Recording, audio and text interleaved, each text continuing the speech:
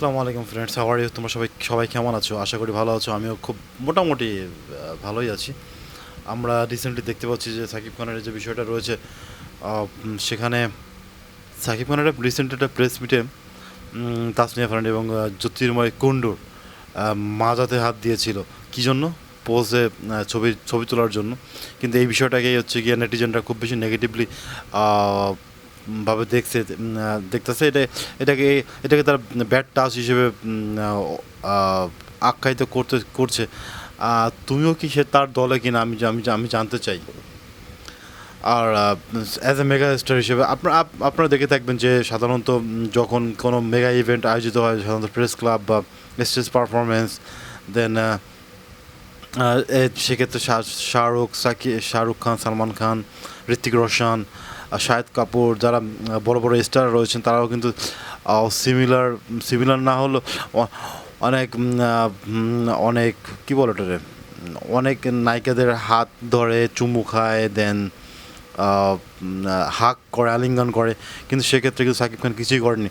Just বিষয়টাকে তাসনিয়া ফারিন এবং হচ্ছে গিয়া জ্যোতির্ময় কুণ্ডুকে এত বড় আয়োজনে নর্মালাইজ করার জন্য, সাধারণ করার জন্য জাস্ট একটা পোজ দিয়েছিল, করার জন্য, ছবি তোলার জন্য।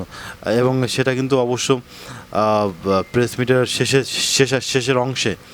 সো এই বিষয়টাকে মানে ব্যাড টাচ কেন বলতেছে?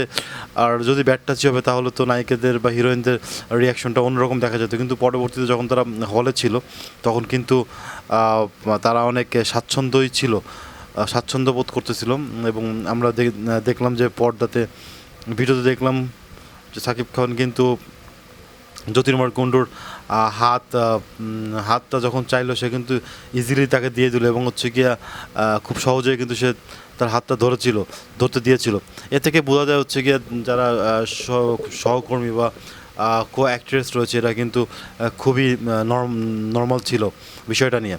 তারা কিন্তু খুব বেশি মানে বাড়াবাড়ি কেউই করেনি। কিন্তু আমরা যারা দর্শক রয়েছি, আমরা যারা অডিয়েন্স রয়েছি, যারা নেকেড আই, খালি চোখে যারা দেখছি, তারা এটাকে ব্যাড টাচ মনে করছি। কোমরে হাত দেওয়ার বিষয়টা, সে বিষয়টা খুবই অমূলক মনে হচ্ছে আমার কাছে।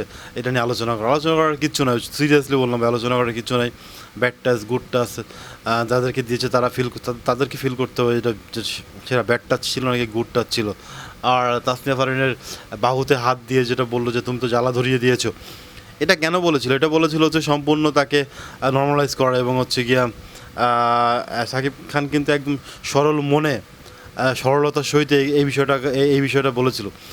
আচ্ছা, একটা কোশ্চেন আপনাদেরকে বলে রাখি যে সাকিব খান কি জানে না যে লক্ষ লক্ষ মিডিয়া, সরি, শত শত মিডিয়া এখানে রয়েছে, এই ফুটেজটা হচ্ছে গিয়া অনেক দূরে চলে যাবে। দেন সেই ক্ষেত্রে সাকিব খান কি আসলেই এটাই মানে অনিচ্ছাকৃতভাবে করছে? মানে তার চুলকানি ছিল এরকম কোনো কিছু না। তার অবশ্যই সে বিষয়টা তেমন না। সে নর্মালি করছে এটাকে তাসনিয়া ফারিন এবং জ্যোতির্ময় কুণ্ডুকে সাহস দেওয়ার জন্য। তা সরলভাবেই করছে, কিন্তু বিষয়টাকে অনেক নেগেটিভলি নেওয়া হচ্ছে, যেটা যেটা খুবই দুঃখজনক। আর আমি এইগুলো করেন না, বা এইগুলো বন্ধ করেন। আপনারা ভালো জিনিসটাকে ভালো বলেন, খারাপ জিনিসটাকে খারাপ বলেন। আপনারা অন্যান্য নায়কের পারফরমেন্স দেখছেন না, স্ট্রেস অ্যাপিয়ারেন্স দেখছেন না, তারা তখন কি করে আপনারা জানেন না?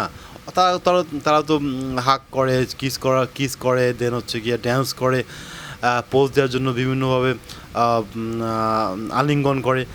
এইটা ভাই, এইটা এইটা এইটা এইটা সাকিব খান কী করছে? সাকিব খান এখানে কী করছে? কিছুই কিন্তু করেনি ভাই।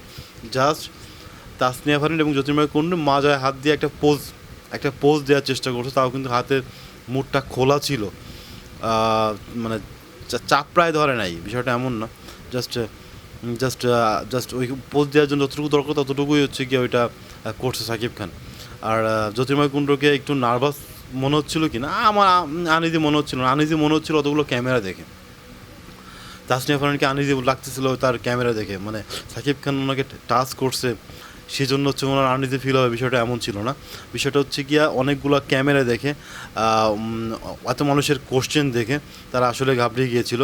এবং সেজন্য হচ্ছে গিয়া তাদেরকে নর্মালাইজ করার জন্য সাকিব খান এটা এটা করছিল, মানে আমার কাছে মনে হয় পার্সোনালি। আপনার কাছে কী মনে হয় অবশ্যই আমাকে কমেন্টস বক্সে জানাবেন।